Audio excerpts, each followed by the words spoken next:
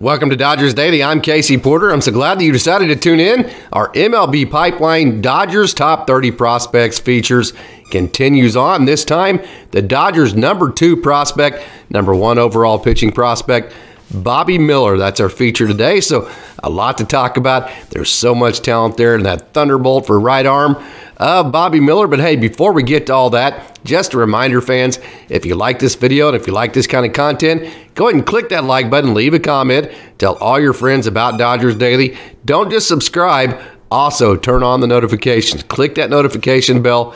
That way, every time Dodgers Daily releases a video, you'll get notified and Dodgers Daily can keep growing. Okay, the 102-mile-an-hour fastball from Bobby Miller. That's the feature for today. Again, he is the Dodgers' #2 overall prospect, #1 pitcher. So let's not waste any more time and let's talk Dodgers baseball.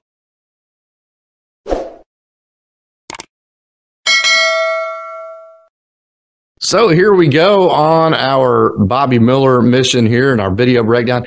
That's a very important pitch to look right there. And I want to tell you right off the bat, Bobby Miller, he had an ERA over 4 this year, which for a guy that throws 101 and has 4 pitches with the metrics of Bobby Miller, and the strikeout ratio and the walk ratio, which was absolutely fantastic. As a matter of fact, his K rate was 32.9%, which is about 3 times as high as you would, as you're hoping that it would be. So his K rate was off the charts, and his base on ball rate was just 7.1%, which is more than half of what a good base on ball rate would be. So his K rate and his base on ball rate, were fantastic this year. So why was the ERA 4.67? Watch this, Chase. You're big on pitching.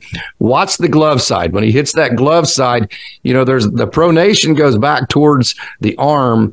The supination goes back towards the glove. If you watch when he goes to the glove side, a couple of things happen. When he tries to hit that corner, a lot of times he pulls it, so it goes out of the zone to the glove side, and or when he does that, it flattens out. The fastball flattens out to the glove side right there. And that's when he gives up some of the longer home runs that he gave up this year. So tell me what you see.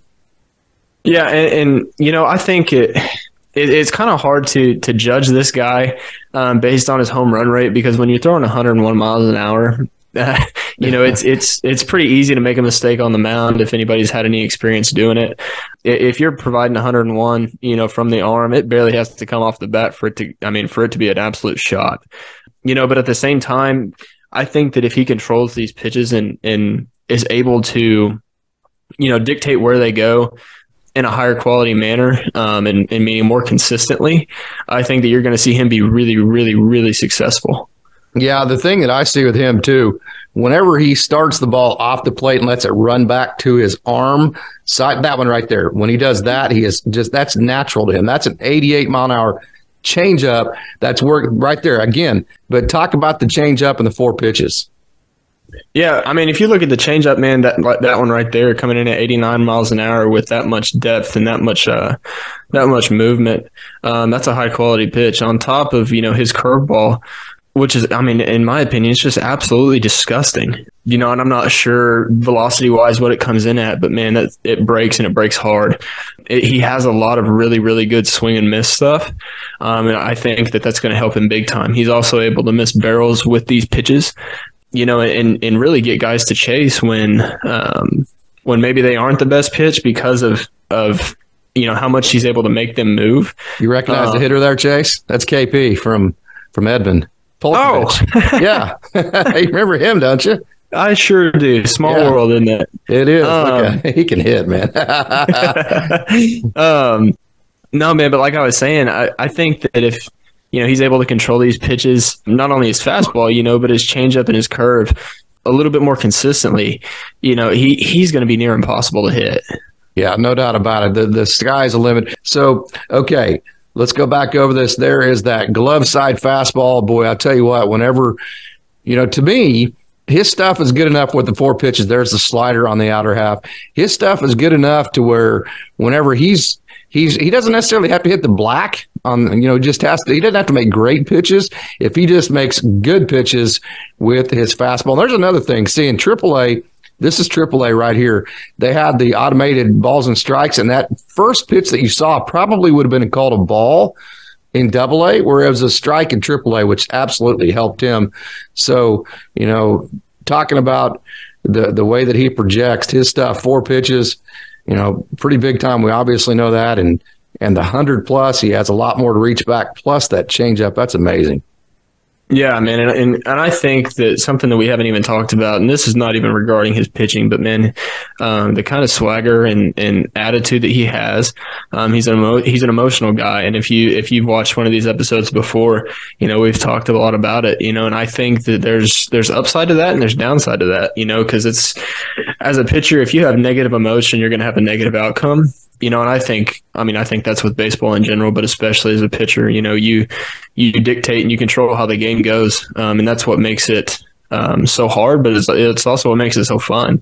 So, I think that I don't have a doubt, that when he goes out on the mound and toes the rubber, I don't think there's a doubt in his mind that he's better than the hitter. And I think that's going to, obviously play another big role, especially once he, sees the best of the best.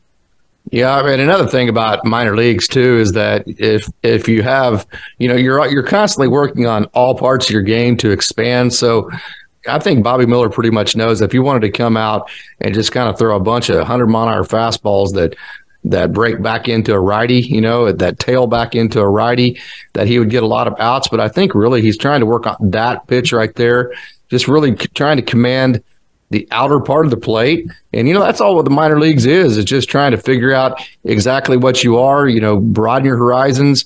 We know you already know you have the great 4 pitches, but hey, let's see just how exactly good we can get, right? Yeah, absolutely.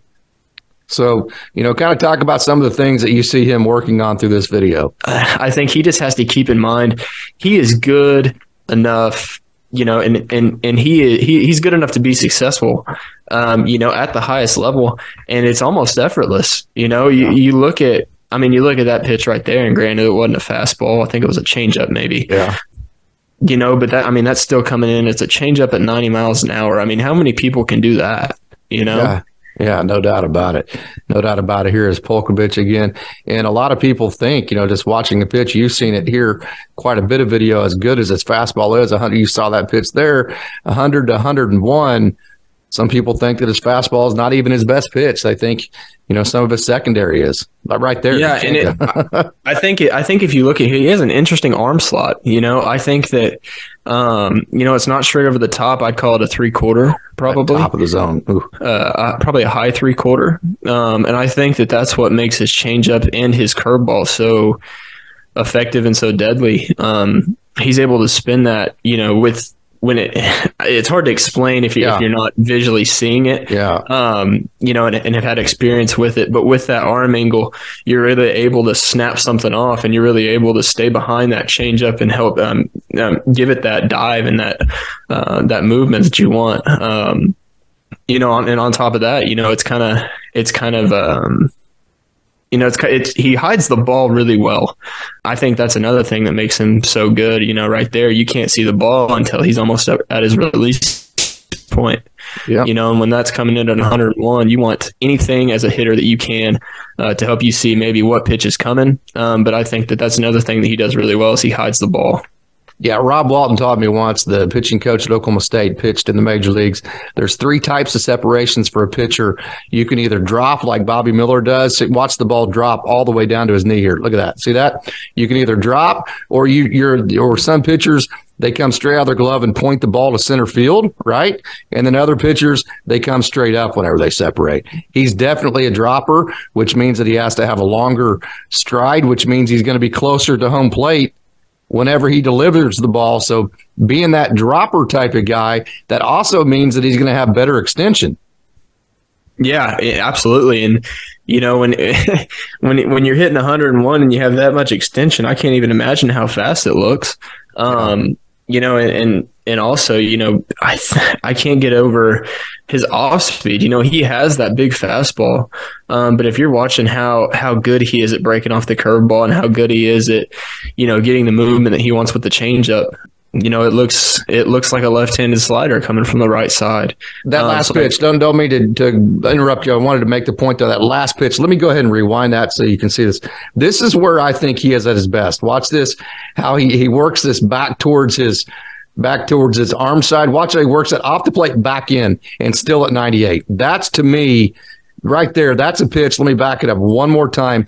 That's a pitch that very few human beings can right now back over the plate at 98 or have ever been able to throw. Absolutely. And man, that's impressive. If he's able to make a four-seam move that much, holy cow. That one right there. Of course, that's a changeup, but he's able to do that with his fastball as well. It's very impressive, and it's not natural to get a four-seam fastball to move like that. But I mean, he's able to do it if that's what he's throwing. So yeah, and if you can move the ball at 98, say, what would you say that pitch moved? 4 to 5 inches?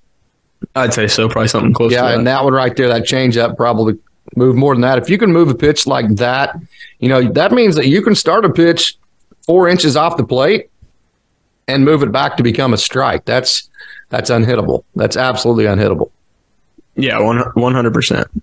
So there's the changeup. I think, if you've watching this as a fan, just watching, we're glad that you tuned in. We hope you tune in to the next one. Look at the sink on that 99 on our fastball. This is Polkovich again. But I hope that you realize that watching Bobby Miller, the changeup is just insanely good. There's the pull that I'm talking about at 82. I've talked about it a couple of times, but the changeup, a lot of people think might be his best pitch. There it is again. That is that guy that he just struck out again. That's Caden Polkovich, one of the best hitters in the minor leagues, and really made him look. And then he come up high and tight off of that, very tough. So I've talked about it many different times. Am I over exaggerating how good the changeup is? I don't think so at all. And everybody talks about that big fastball.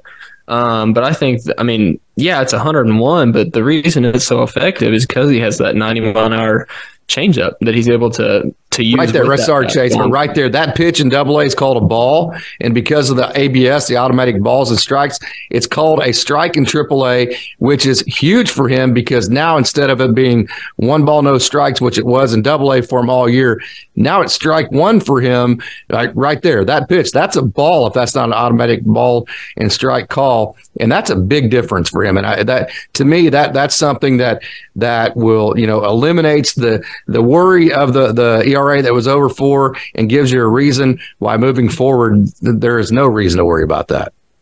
Yeah, and to talk about the ERA a little bit, it's anybody who has had any experience in pitching, man, if you're down in the count, 1-0, 2-0, 2-1, whatever, you feel like you have to be near perfect. Yeah. And usually that leads to a perfect pitch, meaning a fastball right down the middle or whatever.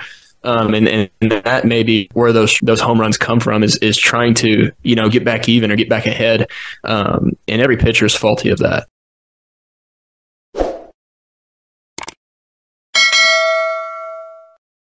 Well, I hope you enjoyed our feature of the Dodgers' #1 pitching prospect, #2 overall prospect, according to many, many, many different recruiting services, not recruiting services, but scouting services, I should say, and including the one that we're covering in this top 30 prospects, the MLB Pipeline, Bobby Miller. Chase was able to join us on this one, and I always enjoy getting to talk baseball, especially pitching with Chase. He pitched at a very high level. He's coached at a very high level. As a matter of fact, he coached the #1 overall draft pick from last year's draft, Jackson Holiday. So Chase with a lot of great insight on high-level baseball. Always enjoy whenever he gets to join us. And hey, every Wednesday night at 6:30 Pacific, or 6:30 Pacific, yeah, it's 8:30 my time. I always get confused. Don't forget, tune into Dodgers Dawgs. It's a live show. You can come in, you can join the chat, and you can have fun, leave your thoughts, and we get all your thoughts out over the air. We have a great community and a great audience each and every week. So, hey, come and join us each and every week for Dodgers Dawgs at 6:30. Also, a reminder, if you like this video and if you like this kind of content, go ahead and click that like button, leave a comment, tell all your friends about Dodgers Daily. Become a subscriber. Don't just subscribe. Also, turn on your notifications. Click that notification bell so every time Dodgers Daily releases a new video, you will get notified, and Dodgers Daily can keep growing, and we can keep providing you content like this in the future. As always, I appreciate you tuning in to the MLB Pipeline Dodgers Top 30 Prospects. This one on the Dodgers #2 overall prospect, #1 overall pitcher, Bobby Miller. I hope you tune in to our next. We're going to do one on all 30 of these guys. So I hope you tune in to our next edition of the Top Prospects. We'll be releasing that tomorrow morning. So, hey, go ahead and look for that. And again, I'm glad that you tuned in. And as always, go Dodgers.